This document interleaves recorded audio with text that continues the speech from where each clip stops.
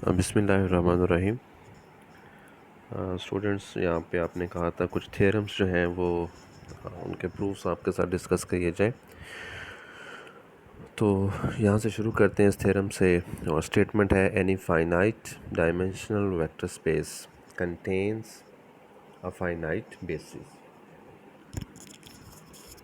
देखिए, यहाँ पे हमें दो केसेस लेके चलना पड़ेगा इस थ्योरम को। तो प्रूफ के लिए हम यहाँ से स्टार्ट लेते हैं। Let we be a finite dimensional vector space, यानी कि हमारा जो सेट है वो फाइनाइट डायमेंशनल स्पेस है।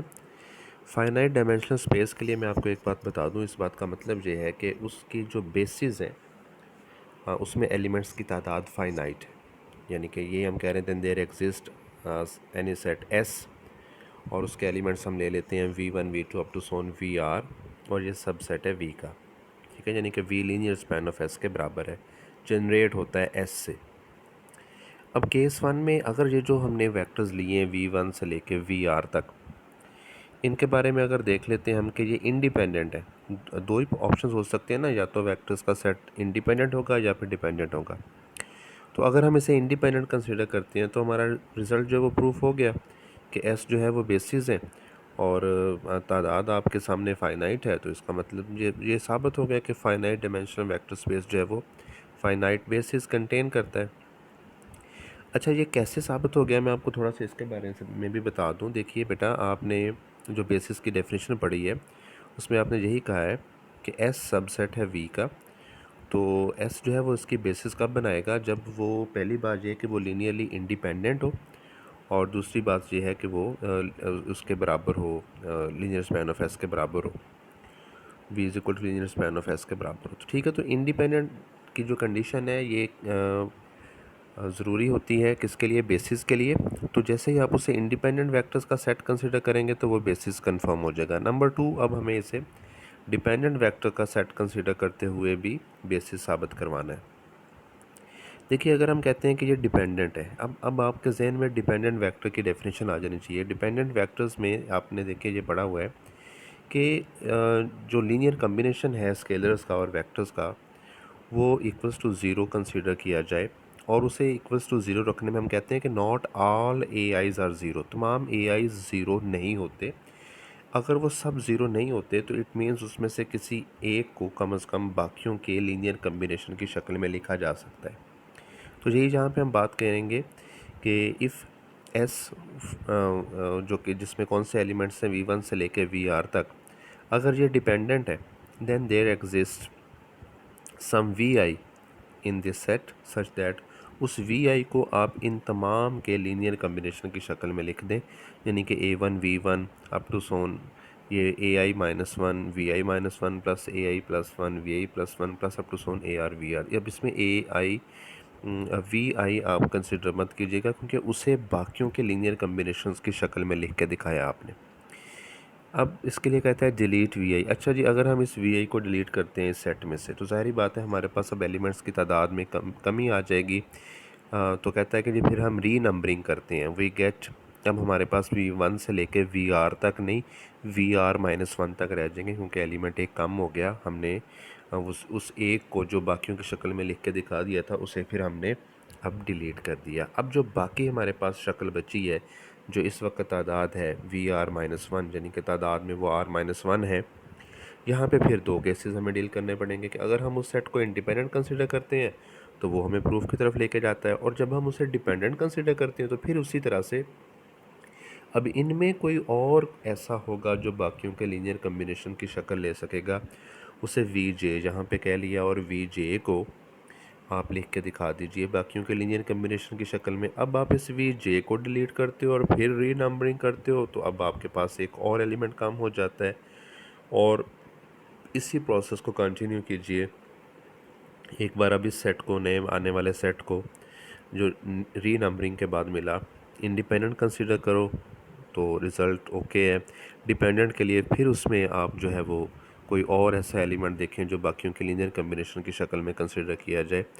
तो यहाँ पे कहते हैं in this way we arrive at an independent spanning set, यानी कि इस तरीके से हमें हर बार एक इंडिपेंडेंट स्पैनिंग सेट V1 से Vn तक मिल रहा है।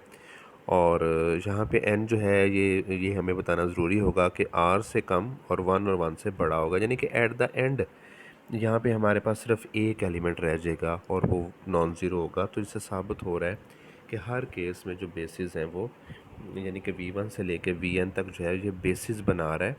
और जहाँ पे एंड पे आके n क्यों कह दिया, उसको जनरलाइज करने के लिए, और क्योंकि हमारे पास शुरू में एलिमेंट्स r थे तो इसलिए हमने n पे शर्त दी है कि n r से छोटा है, 1 और 1 से बड़ा है। ठीक है जी, क्लियर हो गया आपको। यहाँ इस रिमार्क को जहन में रखिए, if S is the spanning set and B is a basis then B is a subset of S। अगर S को स्पैनिंग सेट है, स्पैन कर रहा है, एक्सपैंड कर रहा है, उस सेट को जनरेट कर रहा है, और B उसकी बेसिस है, तो फिर B जो है वो सबसेट है इसका, यानी कि number of elements of B जो हैं वो ऑलवेज़ लेस देन होते हैं number of elements in S के।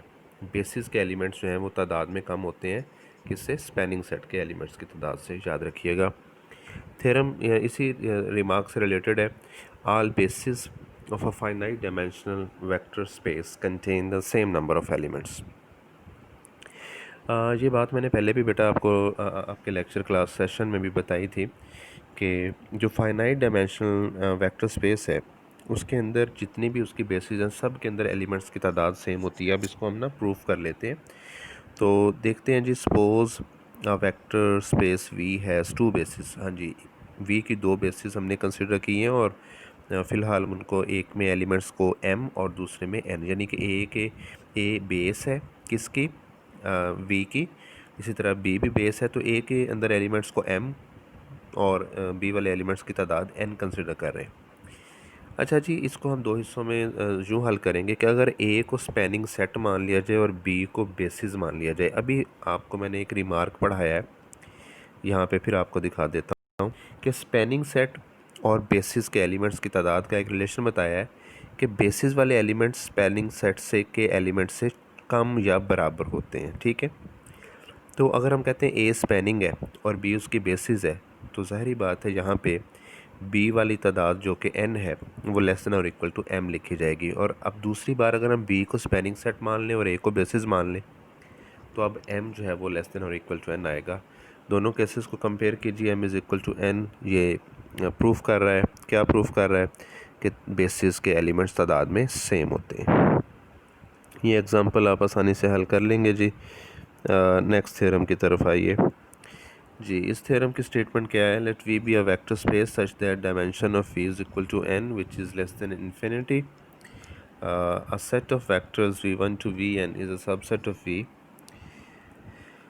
is basis for v if and only if each vector in v is uniquely expressible as a linear combination of these vectors। ठीक है जी, I double F आ गया तो आप जानते हैं दो साइड से इसको हल करना पड़ेगा।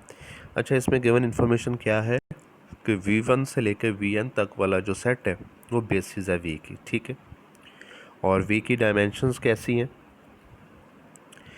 n है और इन्फिनिटी से कम है, यानी कि फाइनाइट है।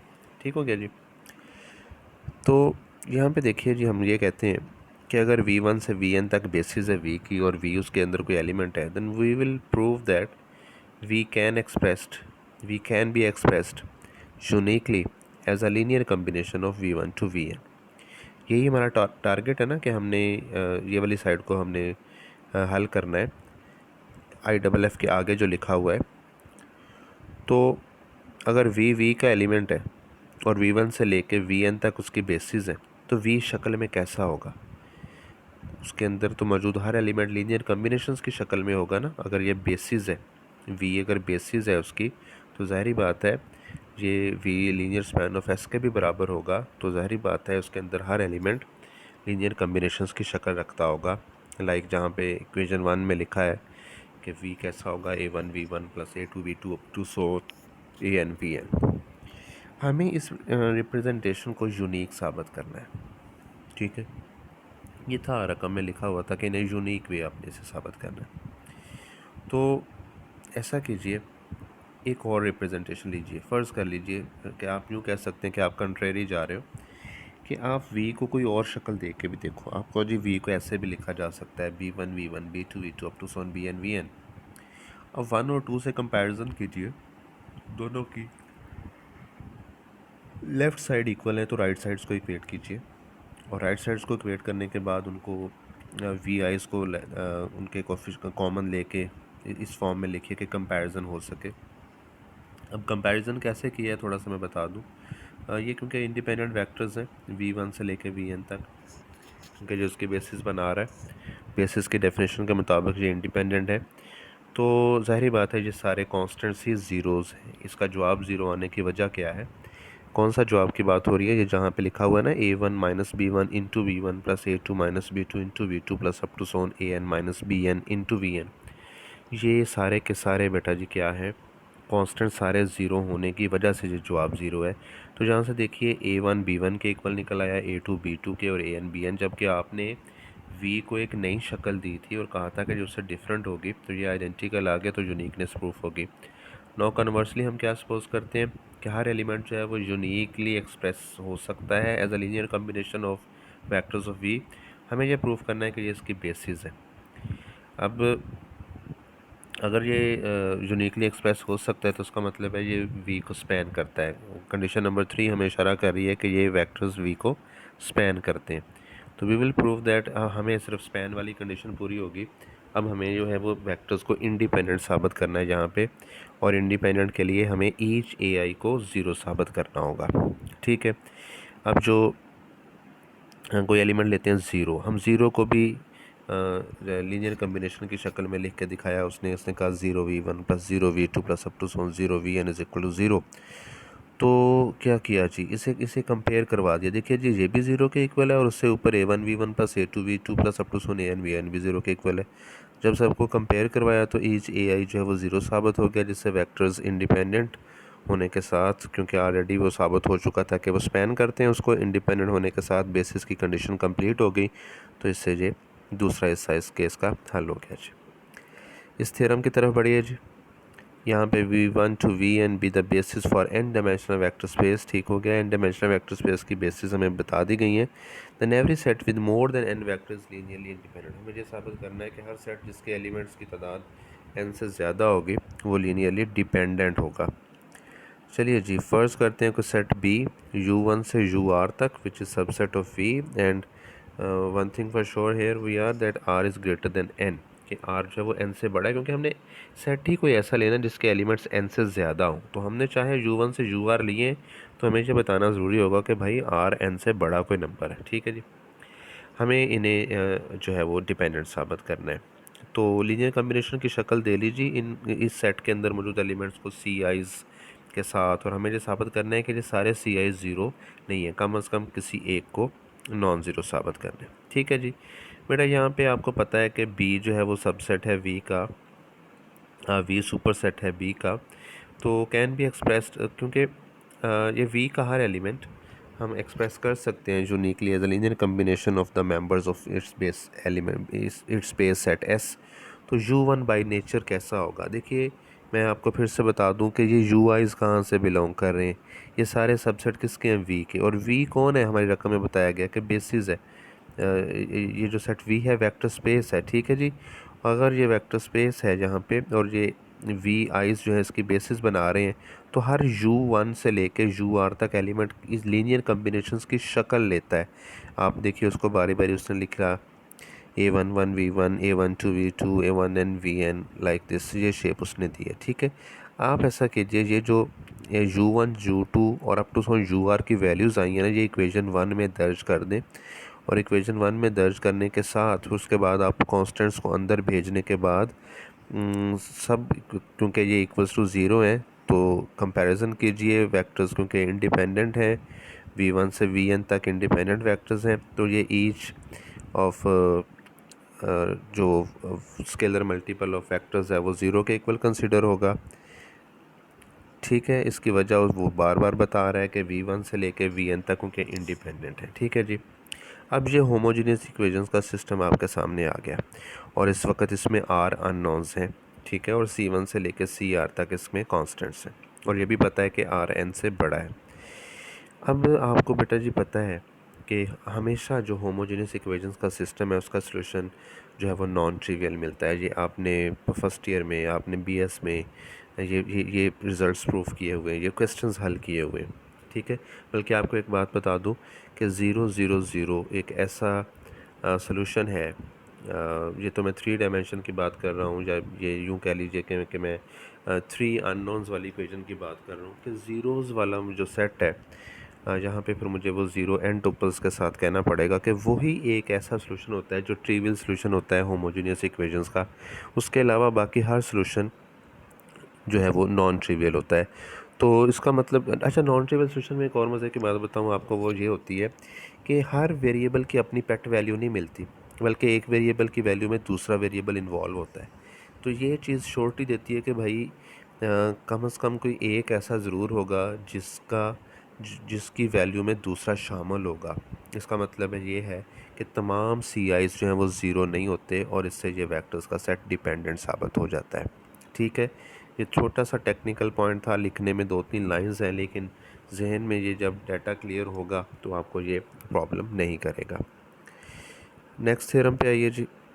V1 से Vn तक लीनियरली इंडिपेंडेंट है in a vector space V over field F। If V is a vector in V, then the set जिसमें V उसने एज अ वेक्टर ऐड कर दिया है, V इज़ एन वेक्टर। देखिए V के अंदर कौन है इंडिपेंडेंट वेक्टर्स, V1 से Vn तक, अब उसके अंदर उसने V को ऐड कर दिया। ठीक है, तो कहता है जी कि is linearly independent if and only if V is not in linear span.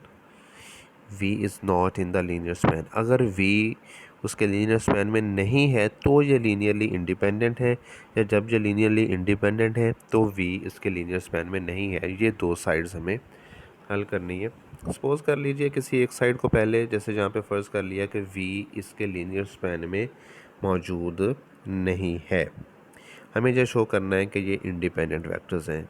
फ़र्ज़ कर लीजिए ये डिपेंडेंट है, यानी कि बाज़ औक़ात आपको पता है जैसे कि ऐसे कुछ केसेस प्रूव करवाने के लिए कंट्रेरी जाना पड़ता है। ठीक है जी, अगर आप इन्हें डिपेंडेंट कह रहे हो, इसका मतलब है कि एफ़ के हर ए आईज़ के लिए ये रिज़ल्ट ज़ीरो के इक्वल है, इस तरह से कि तमाम ए आईज़ ज़ीरो नहीं है। फ़र्ज़ कीजिए कोई यहाँ से उठा लीजिए an+1 कि ये ज़ीरो नहीं है। देखिए अगर ये ज़ीरो नहीं है तो फिर इक्वेशन 1 की बाकी शक्ल क्या रहेगी, a1 v1 plus a2 v2 plus up to so on an vn is equal 0, क्योंकि वो तो ज़ीरो नहीं है तो बाकी सब ज़ीरोज़ हैं। ठीक है जी, यहाँ से in equation 2 at least one coefficient is non zero. अब आगे बढ़ते हैं, हम कहते हैं कि जी अगर यहाँ से कोई एक नॉन ज़ीरो है तो जो हमारे वेक्टर्स हैं v1 से लेके vn तक वो डिपेंडेंट साबित होते हैं, जो कंट्राडिक्शन है। ठीक है, और क्योंकि हमने ये कहा था कि वो जो हमारे वेक्टर्स हैं, जो हमें गिवन था कि v उसको बिलोंग नहीं करता और वेक्टर्स जो हैं वो इंडिपेंडेंट हैं। इसका मतलब ये हुआ कि an+1 जो है वो ज़ीरो नहीं है। तो फिर an+1 को बाकियों की शक्ल दे दीजिए, उसको लैदा कर लीजिए उस इक्वेशन में से, और बाकी सारे दूसरी शक्ल में आ जाएंगे, और an+1 जो कि कांस्टेंट है उससे डिवाइड करवा दें। तो आप देखें, आपने v को लीनियर कम्बिनेशन की शक्ल दे ली, तो ये कंट्राडिक्शन आ गई। यहाँ से तो ये साबित हो रहा है कि v बिलोंग कर रहा है, कि v जो है क्योंकि स्पैन कर रहा है तो लीनियर स्पैन ऑफ एस में बिलोंग करता हुआ नज़र आ रहा है। तो ये कंट्राडिक्शन है, इसका मतलब है कि आपने इनको डिपेंडेंट माना, वो गलत हुआ, इसलिए ये सेट इंडिपेंडेंट है। और कन्वर्सली बेटा जी आप आसानी से कर लेंगे या क्लास में डिस्कस कर लीजिएगा अगर नहीं हुआ तो। यहाँ इस थ्योरम पे आइए जी। Let we be an n-dimensional vector space over a field F, then every element of this set and are linearly independent vectors is a basis for V। ठीक है, ये आसान है, इसमें कोई मसला नहीं है। हमें ये साबित करना है, बल्कि गिवन क्या है कि V जो है वो n डायमेंशनल वेक्टर स्पेस है। ठीक हो गया जी, फील्ड F के साथ यहाँ कोई सेट ऐसा है जिसमें n लीनियरली इंडिपेंडेंट वेक्टर्स हैं, हमें इसे उसकी बेसिस साबित करना है। बेसिस के लिए बेटा जी पहले भी आपको बता चुका हूँ कि एक तो वहाँ से हमें वो लीनियरली इंडिपेंडेंट साबित करना होगा, और दूसरा उसको लीनियर स्पैन ऑफ एस के बराबर करना होगा। हमें गिवन है कि v की डायमेंशंस n है। ठीक है, s इंडिपेंडेंट है, हमें क्या प्रूफ करना है। अच्छा, जो वेक्टर्स हैं उनके बारे में भी बता दिया गया कि वो लीनियरली इंडिपेंडेंट, एक हिस्सा तो हो गया। तो हमारे लिए तो बस एक ही काम बचा कि for this we will prove that S spans V. हमें सिर्फ ये साबित करना है कि एस वी को स्पैन करता है। तो इसके लिए देखिए जी, अगर v की डायमेंशंस n है, आप ऐसा कीजिए, पिछले थ्योरम का हवाला देते हुए उसमें v को एज एन एलिमेंट ऐड कर दें, ठीक है। तो वो डिपेंडेंट वेक्टर्स का सेट हो गया, यही साबित किया था ना पिछले केस में। इसका मतलब है कि अब यहाँ पे कोई फील्ड में कोई ऐसा एलिमेंट है जो इस तरह से v के साथ आखिरी एलिमेंट v के लिए आपको an+1 ऐड करना पड़ रहा है, और सारे ai ज़ीरो नहीं है। फ़र्ज़ किया वही हिस्सा चल रहा है कि an+1 ज़ीरो नहीं है, तो उसे बाकियों के लीनियर कम्बिनेशन की शक्ल में दिखा दीजिए। तो जिससे ये साबित हुआ कि इक्वेशन नंबर 2 हमें ये इशारा कर रही है कि कम से कम कोई एक ऐसा कोफिशेंट है जो नॉन ज़ीरो है, जिससे डिपेंडेंट और कंट्राडिक्शन हमें मिल रही है। तो जिससे साबित क्या हुआ कि वी लीनियर कम्बिनेशन की शक्ल में मौजूद है, तो इसका मतलब है जो उसे स्पैन करता है। ये तकरीबन इसी का सेकंड पार्ट कह लीजिए कि उस जैसा आपको हिस्सा लगा, तो मुश्किल नहीं होगा आपके लिए। मैं किसी मेजर थ्योरम की तरफ मूव करता हूँ, क्योंकि चलें जी, इससे पहले डिस्कस कर लें, वीडियो की ड्यूरेशन भी ज़्यादा बढ़ रही है। Any linearly independent set of vectors in a finite dimensional vector space can be extended to a basis. Any linearly independent set of vectors in a finite dimensional vector space can be extended. हाँ जी, इसे उसकी extend करते हुए उसकी basis बनाया जा सकता है, जो हमने साबित करना है। अगर v वेक्टर स्पेस है और उसकी डायमेंशंस लेट्स से n, क्योंकि फाइनाइट डायमेंशनल है, सो हमने n लेट कर ली। Suppose v1 to vr is independent with r is less than n, so dimension of v is equal to n and s cannot span v। देखिए यहाँ पे थोड़ा सा मैं ये बता दूँ कि हमने उसको भी एक्सटेंड करना है, ठीक है। तो हमने जो सेट लिया है ना, उसके अंदर एलिमेंट्स जो हैं वो n से कम रखे हैं हमने, ठीक है। अब अगर n से कम है तो इसका मतलब है कि वो उसको s जो है उसको स्पैन नहीं कर रहा। अब इसकी रीज़न क्या है कि every set v1 to vn of n independent vectors in an n dimensional vector space is a basis। ये जो थ्योरम है उसका रेफरेंस उसने दिया। तो देन देयर एग्जिस्ट, अब हमने इसमें इसको एक्सटेंड करना है, तो हमें कोई और एलिमेंट भी इसमें रखना होगा vr+1, such that vr+1 can be written as a linear combination of vectors of v1 to vr। therefore ये इंडिपेंडेंट है। अच्छा जी, अगर v1 से vn इंडिपेंडेंट है वेक्टर स्पेस में, तो ये वही IFF वाला जो थ्योरम आपने पढ़ा था कि v बिलोंग नहीं करता उसके लीनियर स्पैन में। This process can be repeated n-r times to get a larger set. हर बार देखिए क्या होगा, पहली बार जैसे आपने इसमें v ऐड किया है, ठीक है, vr+1 ऐड किया है, उससे अगली बार vr+2 अप टू सोन, और ये करते जाएं, और जो सबसे बड़ा सेट मिलेगा वो क्या करेगा, वो कैसा होगा, वो n तक के एलिमेंट्स रखेगा which contains n independent vectors. तो ये उसकी बेसिस कंफर्म हो गया, क्योंकि हमें देखिए बेसिस में देखिए हमने डायमेंशंस क्या ली थी n, अब डायमेंशंस n ली, इसका मतलब बेस के एलिमेंट्स n करके देने थे हमने, तो इसलिए हम उसको एक्सटेंड करते करते vn तक ले गए, ठीक है। यहाँ पे फ़िलहाल इस वीडियो को पॉज करते हैं, और जो कुछ थ्योरम्स रह गए हैं आपको कुछ आइडिया मिल गया,